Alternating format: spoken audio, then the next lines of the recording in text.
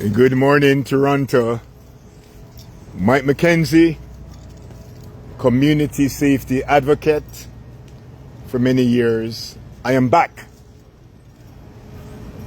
I was told by bylaw enforcement yesterday that they were not aware of the stuff I've reported so many times. And maybe when you guys who are familiar with my story, the story of my neighborhood, maybe in your comments, just put that you have been aware that this problem was reported several months ago. If my memory serves me correctly, it was reported at least 10 months ago. We don't have the best lighting for the many residents of the Cougar Court community that uses this pathway as a shortcut to Eglinton, to the Metro supermarket you can see in the distance, okay? So we literally have hundreds of people taking the shortcut. I drive, but there are times I use the shortcut. There used to be a van over there selling produce. And I like to support local, you know? If I have a choice, and by the way, I've been buying Ontario produce for years.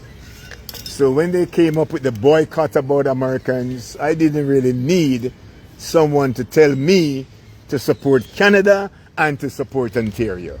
Okay? That's my first choice. But let me digress a bit.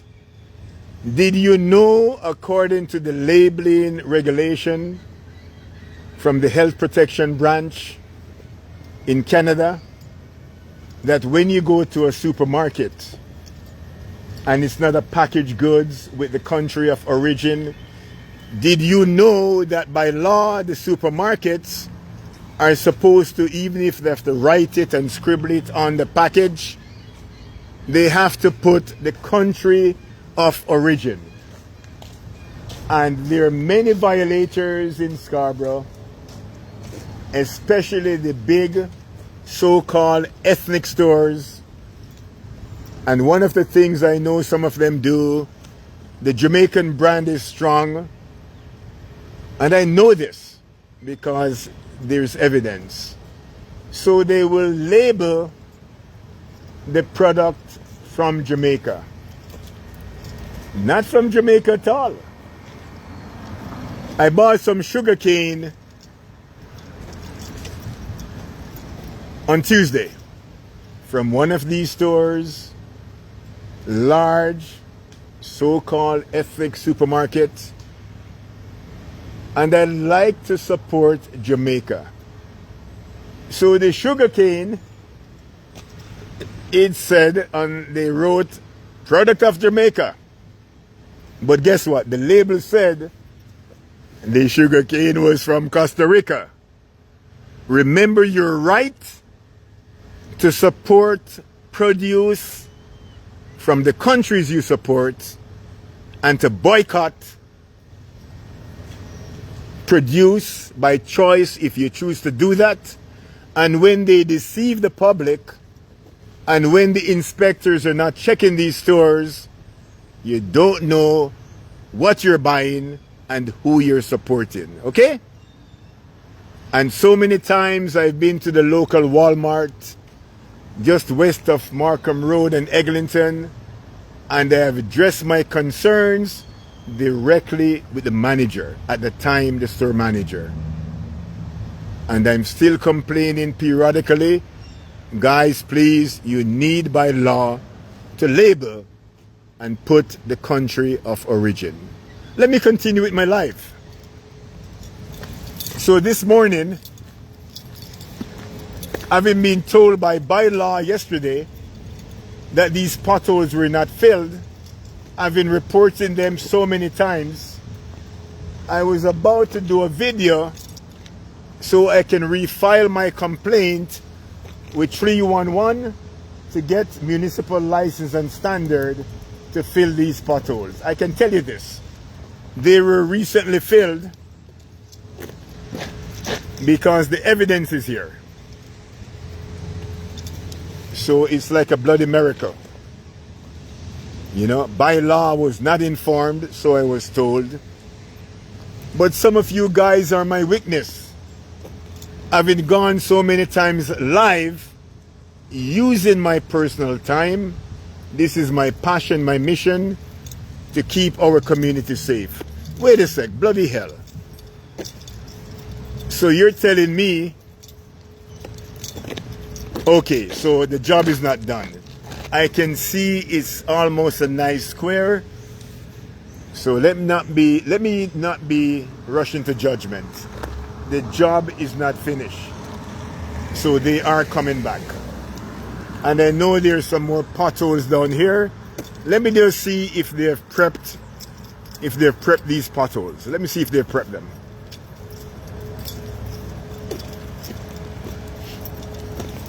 And we can see that this parking lot is not being maintained. I'm not even going to go to the back of this property. I am not going to the back of this property. That's going to be a separate report. We got pothole right here. And we have another pothole right here.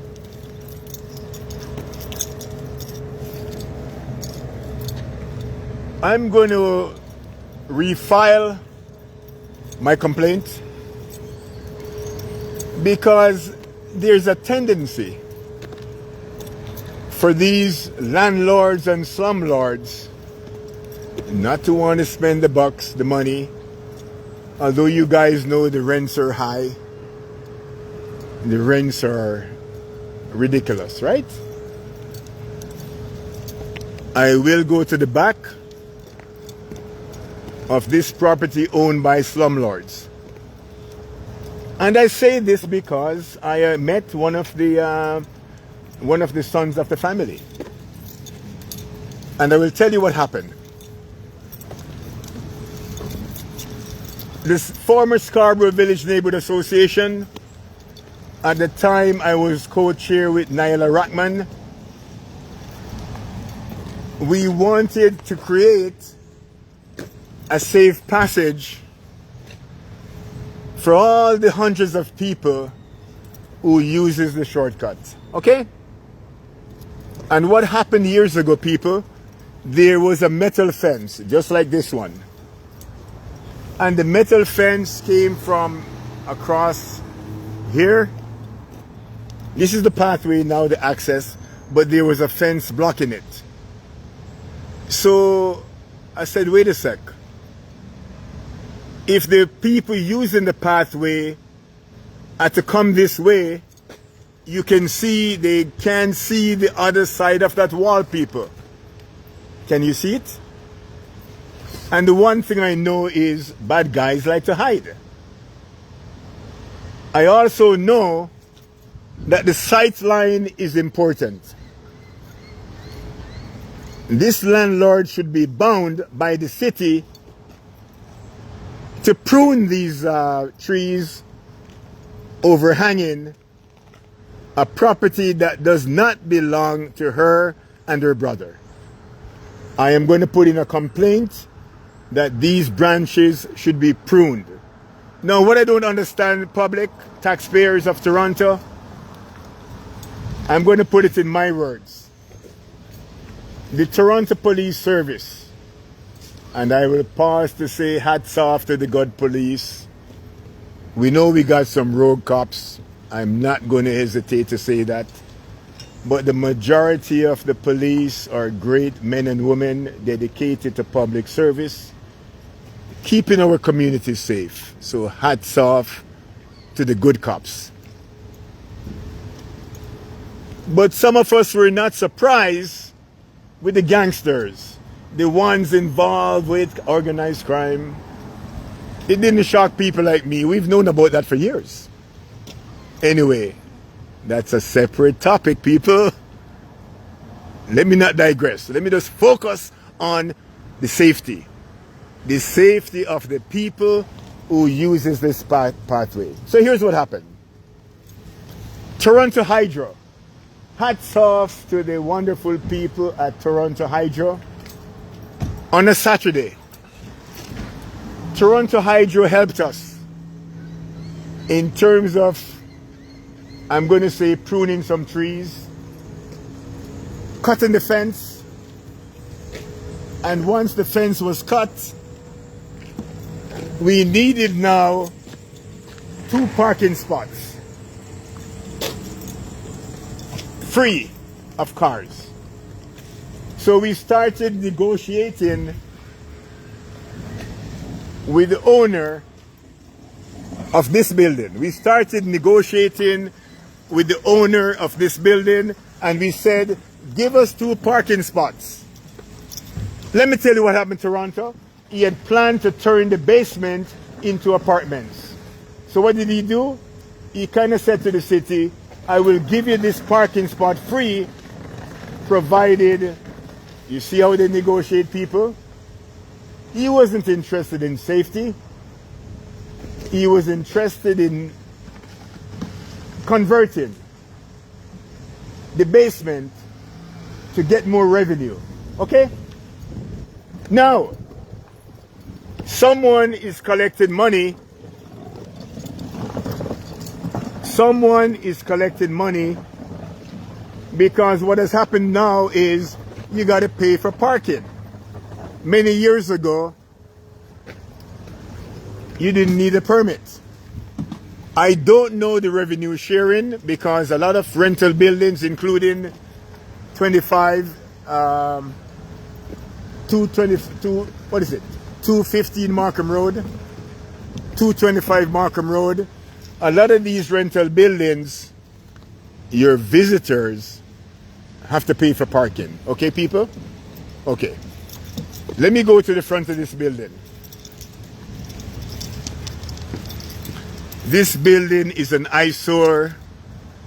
This building is what I call our example, similar to 500 Dawes Road. They're slumlords. They are slumlords. I let the video speak for itself. No one is on the balcony. I'm not evading anybody's privacy. I let the video speak for itself. Dirty windows. You know I gotta make some comments, so we focus on the content and the context. Pigeons love these buildings. So what happens now is, and you can't blame the poor residents, they put pigeon netting to prevent the pigeons from intruding on their balconies. But here's the problem, Toronto. There is no standard. So they use wood. Some people use metal. And I will tell you this. Although I live in a condo, we have similar problems, people. So it is not just rental buildings. When a condo is mismanaged by the corporation, when a condo is mismanaged by a management company, my building has the same problem. Now, when we look at this, this is against the law. And I'm saying, why wasn't this reported before? Has there been any incident in this building where there was a Toronto police who attended for whatever reason? And we know we have several community police in this neighborhood. And my question is, back to the initiative. Oh, this is a damn disgrace. Look at this one. Look at this one. And that's why I'm saying they are slumlords. Look at this. How the hell would you want to raise your children in a building like this? You think if I was a child, I would be proud of coming home to tell my friends I live in this hellhole? The one memory that I have, people, from Jamaica, even when my grandmother rented some rooms in tenement yard, they were great tenement yard. It's a public space and you cannot stop me. You cannot stop me. You cannot stop me. You cannot stop me. I'm in a public space and you need not to come and harass me. Please do not harass me, okay? It's against the law for you to come and try to bully me. It is, I didn't come into your building. Call whoever you want to call. Do not harass me. Do not harass me. Call who you want to call. You're out of boundary. You are the superintendent and you're trying to harass me. I'm not. Please, Tina, I know you. When Rob Ford was here, the day, and he said to you that if you don't pave this parking lot, he's going to pave it and the city of Toronto is going to bill you. Why are you coming to harass me? What card? What card? Please go back into your building and do not harass me. You know the law and I know the law. Okay? I did not enter your building. Okay? I have a right to report what's going on in this building. Okay? What you need to do as a superintendent, you need to fix it. Do not harass me. Let me continue. Let me continue, people. I'm going to tell you the story of a dying Mayor Rob Ford. Some of you might be familiar. I am going to tell you what happened the day Rob Ford came to this community. Don't worry, brother. You live in this building. They are slumlords. No, by the way, in future, call 311 and report that. It's going to be fixed. I am going to make sure that's fixed. One day, you know what I want? Take my phone number. I want you to take me to the garage. I think that garage will be very bad, right? It's okay. No. I can't go in. You can take me in though. 416. Inside everything. No, take my number, bro. 416. 830-6855. Call my phone, hang up, and then I give you my contact when I stop by Tim Horton and get yours. Okay, bro? Okay, you do that. So, Toronto. Thanks, bro. Thank you. I'm helping you guys. So let me tell you the story of a dying Mayor Rob Ford. One of our youths who I helped to mentor. He was living in this building, 225 Markham Road. And Massey decided to run for city councillor. Okay? Massey decided to run for city councillor.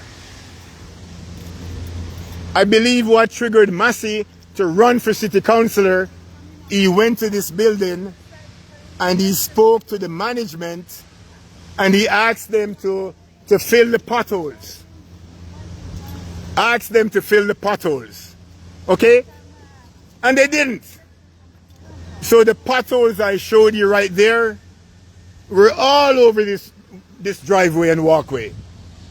I remember sending a photograph to Michael Thompson, to the councillor at the time. Now we've gone through, Brian Ashton was a councillor. Gary Crawford was our councillor. And we also had now Paul Ainslie.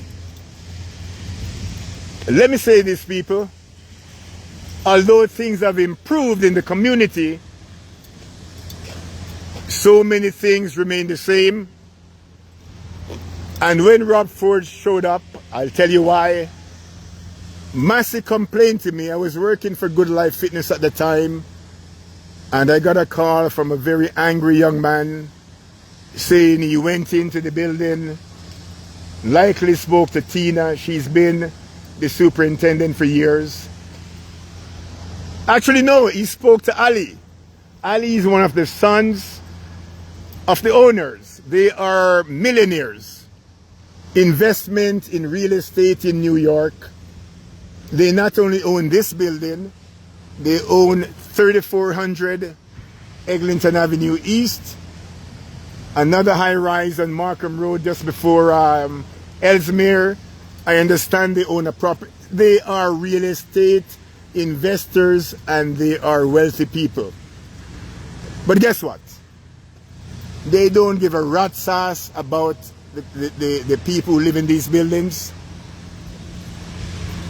So Mayor Chow, you've done a very applaudable job, a very good job. I support you. You have my vote. And I'm actively campaigning against Pinocchio, Councillor 500 Dawes Road, Bradford. Let me repeat.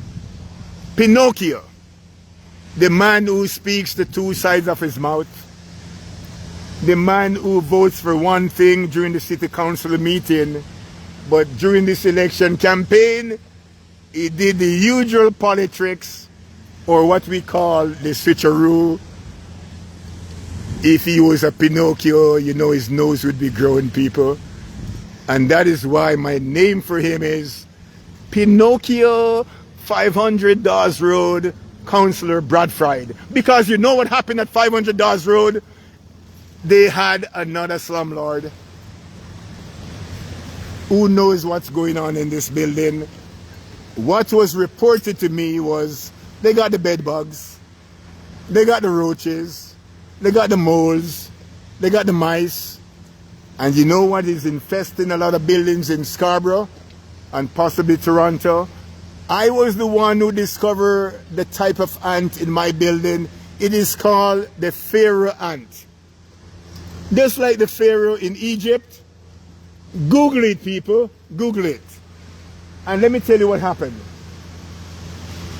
You may have the Pharaoh ant where you live, but you just don't know it. They're almost microscopic ants, and they transfer multiple diseases. Multiple diseases, people. Okay? Let's get back to Rob Ford. So Massey came to me. Well, he didn't come to me. He's angry. He calls me to say, when he spoke to Ali, one of the owner's son, to fix the potholes. And you can't even imagine how bad these potholes were, people. You can't even imagine. Okay? Ali basically said, go, leave.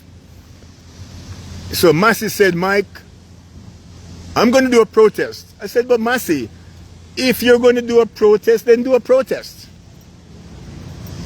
And Massey was motivated to do the protest. So what did he do? He invited Rob Ford, who was campaigning. By the way, people, that was the time when the Toronto Islands were flooded. If you remember that time, right? Way back when. None of us knew that Rob Ford was dying from cancer. Nobody knew how sick the former mayor was. And that is why his magnetic business card that he handed to me that day remains on my fridge as a reminder of a mayor who cared. Even when he was dying, he showed up. And the same way Tina rushed me, is exactly what she did when Rob Ford was at this spot right here with the press. And I have the video to prove it. The same thing she did. And Rob Ford looked at her and said, if you guys don't fix this driveway, the city of Toronto will fix it and you will get the bill. Let me tell you something, people. I told you when I wrote Michael Thompson and the current councillor at the time, and I threw in a couple more councillors in Scarborough. I think one was a name called Bernadetti. Anyway, I forgot the other one. And what I did was I posted a photograph, and guess what, people? It was winter time.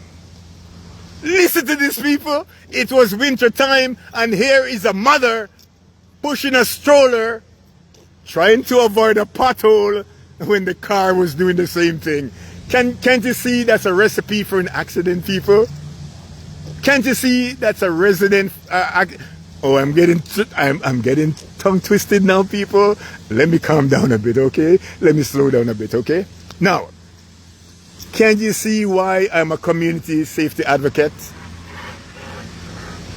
You know why? When I was interviewed by Mary Weens at Metro Morning, I said, Mary, you got to understand something about communities like this. Sometimes the community, the house has one breadwinner. So let's say the community has one breadwinner, the father, the mother, who knows. And through negligence, through the lack of oversight by the bylaw enforcement, which I don't blame bylaw, it should be proactive. It should not be reactive. But the way MLS functions in Toronto, people, municipal license and standard, you make the complaint. And I'm saying hell no. I am saying just like restaurants, they need to come to these buildings, and just like the restaurant has a green light, this building, as I see it, should have a red light right now. And the city of Toronto needs to address the danger of wooden pigeon enclosures in a windstorm falling to the ground. It happened in my condo, people. And I have my 96-year-old neighbor. And let me tell you about my neighbor, M. I'm a bit concerned, people. My memory is not bad, okay? It's not bad. I would say it's well above average. But to have a 96-year-old friend and neighbor whose memory is better than mine, my friend's body is falling apart, people.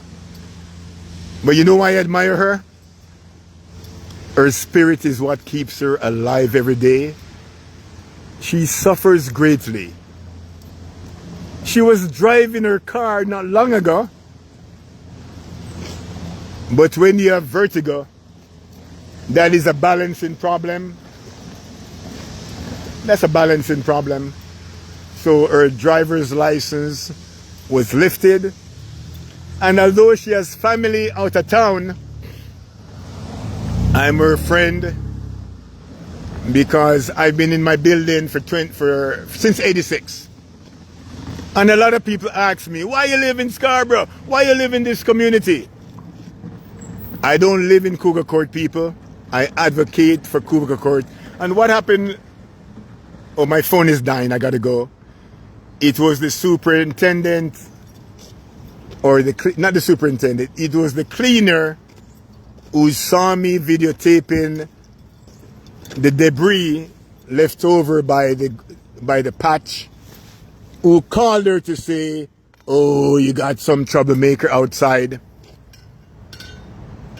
I gotta end this video. Let me see. My phone is about dead. I hope I didn't waste everything.